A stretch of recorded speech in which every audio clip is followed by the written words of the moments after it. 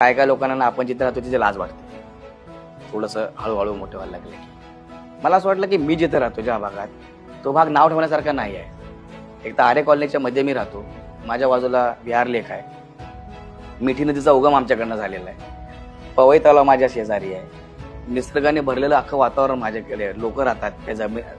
मी तेच म्हटलं ना परत की ऊन वारा पाऊस त्या घरात आपण राहतो, त्या जागेला मी का नाव ठेवू. माझी आई बाबा सगळे इथे आले, मुंबईत आले, LNT आपल्या घराजवळ आहे, पवई गार्डन आहे, म्हटल्यावर मग माझे असं काय इकडे नाव ठेवण्यासारखं. चांगले वाटतं लोक सगळीकडेच आहेत, म्हटलं नाही यार आपल्याला याची लाज नाही वाटली पाहिजे, आपण जिकडनं आलोय ते लोकांना कळलं पाहिजे. मी घडलेलं फार गोष्टी अशा कमी केल्या पण, कारण मला नंतर संध्याकाळी घरी जायचं आहे. पण बच्ची वगैरे जे शब्द आणले, ते डान्स बीन्स आणला तो आपल्याकडचाच आहे. बच्ची वगैरे म्हणजे आता मुंबईच्या लँग्वेज मध्ये आपल्या जवळचा माणूस, आपल्या जवळचा खास.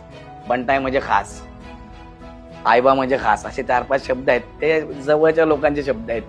ते पोरं वापरतात, अरे क्या बोलता बच्ची, तू बहुत भारी काम करेला आजकल टीव्ही पे, आपने गाव का नाम रोशन करेला आहे. तर ते मला पण बरं वाटतं, त्यांना चांगलं वाटतं की आपल्या एरियातलं नाव मोठं होतंय आणि कोणी आपल्या एरियाला नाव ठेवू नये, जिथे राहतो त्याला कोणी नाव ठेवू नये असं म्हणून मी तो प्रयत्न केला.